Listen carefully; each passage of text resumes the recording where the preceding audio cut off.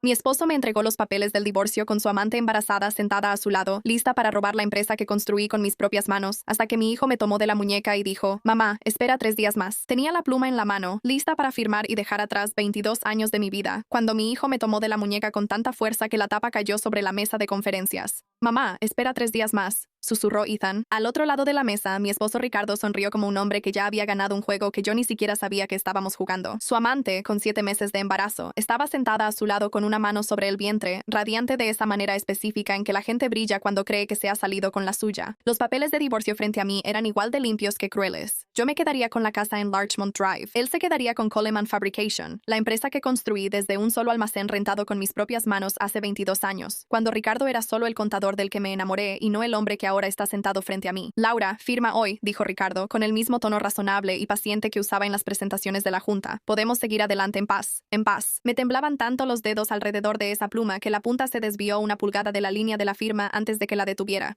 Ethan apretó más mi muñeca. 3 días. Ricardo se rió. Un sonido corto y despectivo. «¿Qué es esto? ¿Alguna estrategia de universitario?» Ethan no le respondió. En cambio, miró directamente a Vanessa. Por exactamente un segundo, su sonrisa ensayada se quebró en la comisura, como una grieta en el parabrisas que no notas hasta que todo se viene abajo. Yo lo vi. Ricardo también lo vio. «En 3 días, la junta se reúne», dijo Ethan, con una voz tan firme que no sabía que mi hijo de 23 años pudiera tener. «Y todos en esa sala van a saber exactamente por qué Vanessa entró a tu empresa, a tu cama y a tus cuentas bancarias. En ese orden. Soy Laura Coleman, tengo 51 años, fundé Coleman Fabrication en un almacén rentado en Elkridge, Maryland, con 11 empleados y una sola prensa de estampado que compré usada de una empresa que estaba cerrando. Cuando tenía 29 años, un título en negocios, una herencia modesta de mi padre y más terquedad que sentido común. 22 años después, empleamos a 206 personas y suministramos componentes de precisión a 3 importantes contratistas aeroespaciales, además de una división de subcontratación de defensa en crecimiento que pasé los últimos 5 años construyendo casi completamente yo sola. Construí las relaciones con los clientes, una feria comercial y una llamada en frío a la vez. Contraté a los primeros ingenieros, a veces desde mi propia cocina antes de que pudiéramos permitirnos una oficina adecuada. Ricardo llegó en el 4.º año, una vez que la empresa fue lo suficientemente estable como para necesitar un director financiero de tiempo completo, contratado a través de una reclutadora y entrevistado personalmente por mí en 3 reuniones distintas, porque no confiaba en nadie con nuestras cuentas si no me había sentado frente a esa persona el tiempo suficiente para conocerla. Me casé con él un año después porque era inteligente, estable y parecía estar genuinamente orgulloso de lo que yo había construido, en lugar de sentirse amenazado por ello, lo cual era una cualidad más rara en los hombres con los que había salido antes de él de lo que me gustaría admitir. Solía decirle a la gente en las cenas que se casó con la jefa y que nunca se arrepintió. Durante 18 años, eso parecía cierto. Él se encargaba de los números, las relaciones bancarias y los informes para la junta. Yo me encargaba de todo lo demás. El piso de operaciones, los clientes, la cultura, las llamadas a las 4 de la mañana cuando un envío salía mal. Nuestro hijo Ethan creció haciendo su tarea en el piso de mi oficina porque me negaba a salir del edificio antes de las 6 la mayoría de las noches. Y en algún momento, Richard y yo construimos una vida que, vista desde afuera y en su mayoría también desde adentro, parecía funcionar exactamente como la habíamos planeado. Las grietas empezaron siendo tan pequeñas que durante mucho tiempo me convencí de que no eran grietas en absoluto. Primera señal. La nueva firma de consultoría. Hace unos 14 meses, Richard empezó a canalizar una parte cada vez mayor de nuestro gasto en proveedores a través de una firma llamada Ashgrove Strategic Consulting, que él describía como especialistas en eficiencia operativa, contratados para optimizar nuestra cadena de suministro. Una vez, al principio, pedí ver el resultado de su trabajo, y él me entregó una presentación llena de ese tipo de lenguaje corporativo vago que no significa nada en concreto: sinergia, optimización, redimensionamiento. Y me dije a mí misma que así es como se veían las presentaciones de las consultoras. Que yo era una persona de operaciones, no de estrategia, y que no era mi área para cuestionar. Segunda señal, la nueva contratación. Nadie la entrevistó unos meses después. Una mujer llamada Vanessa Hale empezó a aparecer en los eventos de la empresa, presentada primero como una amiga de Richard de la industria y al poco tiempo como asesora que ayudaba con las relaciones con proveedores. Nunca vi una vacante publicada, una entrevista ni un expediente en recursos humanos. Cuando le pregunté directamente a Richard sobre su puesto, me dijo que estaba trabajando como consultora a través de Ashgrove y que técnicamente no trabajaba para nosotros, lo cual, como descubriría después, era una verdad a medias cuidadosamente formulada. Me dije a mí misma que Richard manejaba muchas relaciones con proveedores que yo no seguía de cerca y que esta era simplemente una más. Tercera señal, quedarse hasta tarde. Richard empezó a quedarse en la oficina más tarde que yo, algo que no había pasado ni una sola vez en 18 años de matrimonio. Yo siempre era la que seguía ahí a las 7 y él siempre era el que llamaba para preguntar cuándo iba a llegar a casa. El cambio ocurrió de manera tan gradual que no lo noté como algo extraño hasta que, 3 meses después, me di cuenta de que no podía recordar la última vez que él había llegado a casa antes que yo. Me dije a mí misma que la empresa simplemente estaba más ocupada, que el proyecto con Ashgrove requería más de su atención, que esto era solo una temporada, no un patrón. Bucle 4. El anuncio del embarazo. Vanessa anunció su embarazo en la fiesta navideña de la empresa a un pequeño grupo de personas cerca del bar, de una manera que se sintió ensayada incluso antes de que entendiera por qué. El rostro de Richard cuando lo miré al otro lado del salón no mostraba la sorpresa de un hombre que escucha noticias sobre una colega. Mostraba algo más parecido a una neutralidad cuidadosa y ensayada. Me dije a mí misma que lo estaba imaginando, que el dolor y la sospecha te hacen ver patrones que no existen, y esa noche me fui a casa y no dormí más de 2 horas. Bucle 5. La confesión. Hace 6 semanas, Richard me sentó en nuestra cocina y me dijo, sin muchos rodeos, que había estado teniendo una aventura con Vanessa, que el bebé era suyo y que quería divorciarse para poder hacer lo correcto por el niño. Lo dijo con el tono de un hombre que anuncia una decisión difícil pero responsable, no como alguien que confiesa haber destruido un matrimonio y una familia. Mis manos se pusieron tan frías que tuve que dejar mi taza de café antes de que se me cayera.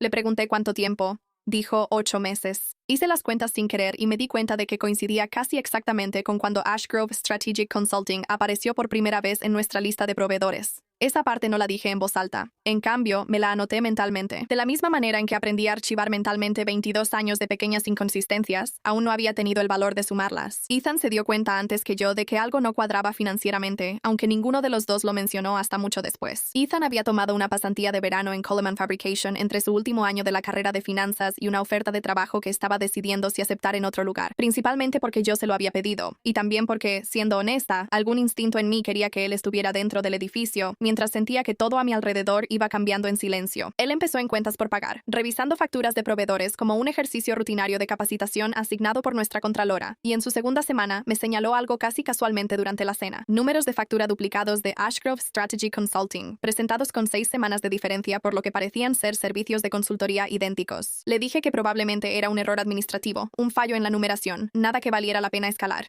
Él dijo que de todos modos seguiría revisando, porque eso es lo que se hace en cuentas por pagar. Y porque, me dijo después, había algo en las facturas que le parecía incorrecto de una manera que aún no podía nombrar. Durante el mes siguiente, trabajando en silencio y principalmente después del horario laboral en la pequeña oficina sin ventanas que le habían asignado cerca del muelle de carga, Ethan rastreó $3.8 millones en pagos a Ashgrove Strategy Consulting sin que hubiera ningún entregable. No había informes, ni documentos estratégicos, ni actas de reuniones, nada más allá de las propias facturas y la firma de aprobación de Richard en cada una. Cruzó la información del registro de la empresa con el Departamento de Evaluaciones e Impuestos del Estado de Maryland y descubrió que había sido incorporada 15 meses antes, casi exactamente cuando comenzaron los pagos, por un agente registrado que compartía con varias otras entidades fantasma cuyo propósito aún no entendía. Imprimió todo, guardó una carpeta física bajo llave en su auto en lugar de guardar algo en la red de la empresa, un nivel de precaución que no valoré completamente hasta después. El avance llegó cuando notó algo en los registros del sistema que, en teoría, debía conservar para conciliar un lote de pagos a proveedores no relacionados. Varias de las aprobaciones de facturas más grandes de Ashgrove se habían procesado con las credenciales de inicio de sesión de nuestra directora financiera durante una semana. Nuestro director financiero, un hombre llamado Daniel Ose, había estado en Zurich para una auditoría de proveedores no relacionada. Un viaje que Ethan confirmó de manera independiente al revisar el informe de gastos de viaje presentado por Ose y compararlo con un correo de confirmación de hotel que, por coincidencia, Ose había reenviado a todo el equipo de finanzas semanas antes. Alguien había usado la cuenta de Ose mientras él estaba a 6 zonas horarias de distancia, físicamente incapaz de aprobar cualquier cosa desde una terminal de la oficina en Baltimore. Ethan cruzó los registros de acceso con tarjeta del edificio que nuestro departamento de instalaciones guardaba por motivos de seguro, con las marcas de tiempo de inicio de sesión y encontró una coincidencia. La tarjeta de Vanessa Hale se usó para entrar al ala de finanzas 12 minutos antes de cada inicio de sesión sospechoso, en cada ocasión, en 5 incidentes separados durante 4 meses. Esa fue la noche en que me trajo todo eso. Una laptop, una carpeta física con capturas de pantalla impresas y una expresión en su rostro que no le veía desde que tenía 12 años y tuvo que decirme que nuestro perro se había metido en la carretera. Abrió un documento más antes de decir algo más. Un acta de matrimonio registrada en archivos públicos en el condado de Fairfax, Virginia, fechada 4 años antes, Vanessa Hale y un hombre llamado Marcus Reed. Marcus Reed dirige Reed Capital Partners, me dijo Ethan, y sentí que algo en mi pecho se quedaba muy quieto porque reconocí ese nombre. Reed Capital había hecho una oferta agresiva y no solicitada para adquirir Coleman Fabrication 14 meses antes, justo cuando Ashgrove Strategy Consulting apareció por primera vez en nuestra contabilidad, y Richard había rechazado la oferta en mi nombre, diciéndole al consejo y diciéndome a mí que subvaloraba la empresa por un amplio margen. 2 meses después de esa oferta rechazada, Vanessa Hale apareció en la vida de de Richard, embarazada y adorándolo, casada todo el tiempo con el hombre cuya oferta de adquisición habíamos rechazado. No fue una aventura que nos sucedió por casualidad. Fue una trampa, planeada con la misma precisión que yo usé para construir la empresa desde el principio, y lo odiaba. Más que casi cualquier otra cosa en ese momento, lo impresionada que estaba una parte fría y analítica de mí por lo bien que había surtido efecto en él. Si el valor de la empresa se desploma por un escándalo y porque se destapa un fraude, Ethan dijo, explicándolo como si estuviera presentando un caso de estudio en una de sus clases de finanzas, Reed Capital interviene y la compra barata de una junta directiva desesperada por hacer que el problema desaparezca. Pausa rápida. Si quieres más historias como esta y de mejor calidad, mi Spotify está enlazado en la descripción.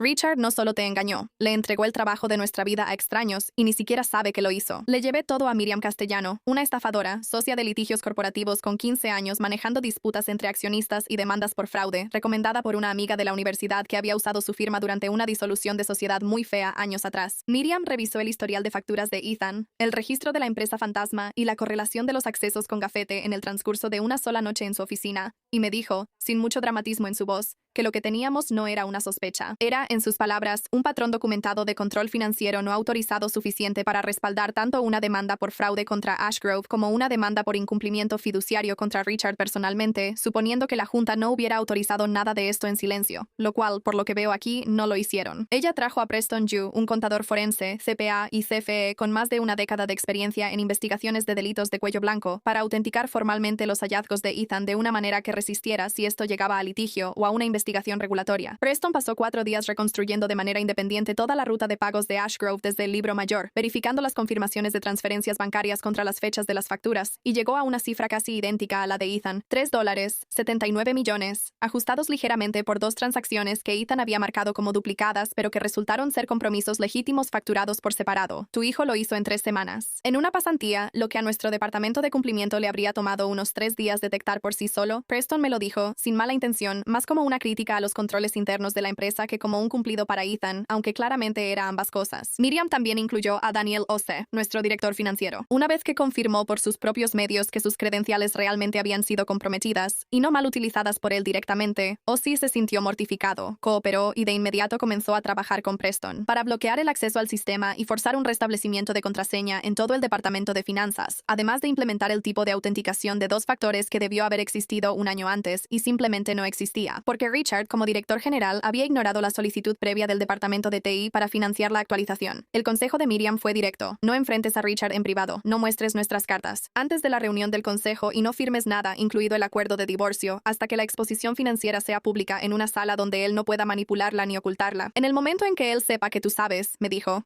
tendrá todos los incentivos para destruir registros, influenciar la versión de Vanessa o presionarte para que firmes y renuncies a tu parte en la empresa antes de que el consejo tenga oportunidad de actuar.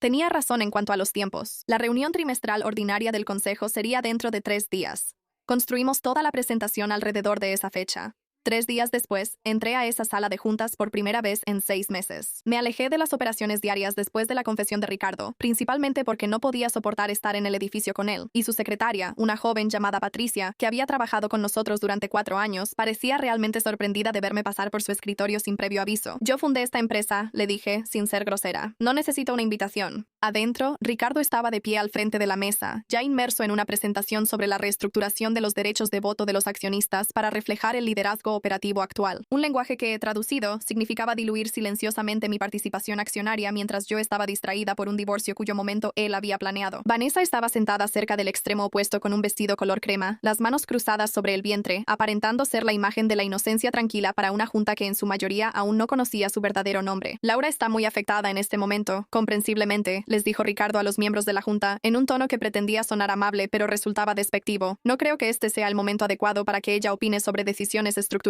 No sin antes informar debidamente, dijo Miriam, interrumpiendo desde mi lado, fría y precisa. Antes de que esta junta vote sobre cualquier asunto relacionado con los derechos de propiedad de la señora Coleman, me gustaría que el acta reflejara algunos puntos. Ethan conectó su laptop a la pantalla de la sala de juntas. Mis manos ya no temblaban. Me di cuenta de eso, a lo lejos, como cuando notas que el clima está cambiando.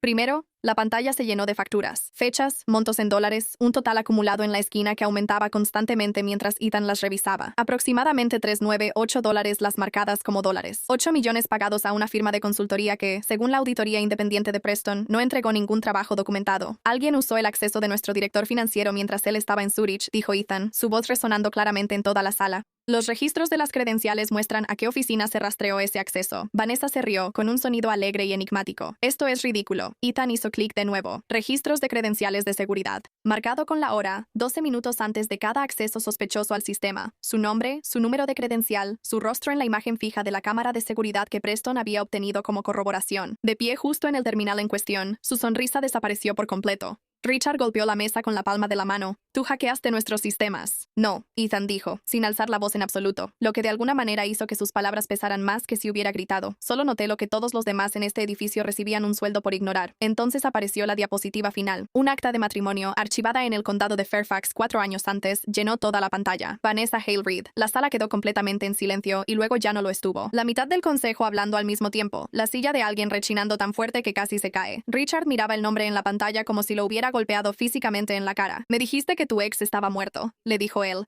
con la voz quebrándose de una manera que sinceramente nunca le había escuchado en 22 años. «Te dije lo que querías escuchar», dijo Vanessa, ya sin molestarse en fingir la versión de sí misma con el vestido crema. «¿El bebé?», empezó Richard. «No», le cortó ella. «¿Es siquiera mío?». Su voz se quebró por completo esta vez. Vanessa casi sonrió, una expresión más fría que cualquier cosa que le hubiera visto en 14 meses de verla fingir calidez.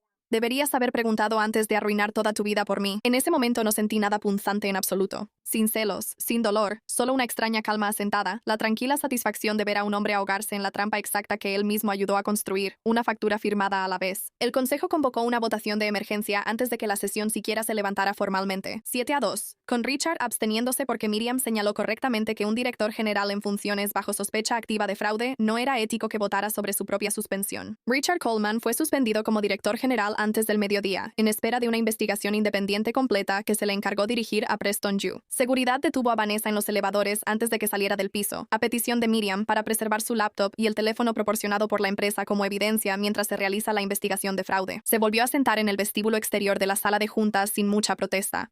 Se le notaba que ya había perdido las ganas de pelear en el momento en que el acta de matrimonio apareció en la pantalla. En el vestíbulo de la planta baja después, esperando un auto, Richard se veía más pequeño de lo que lo había visto en 22 años de matrimonio.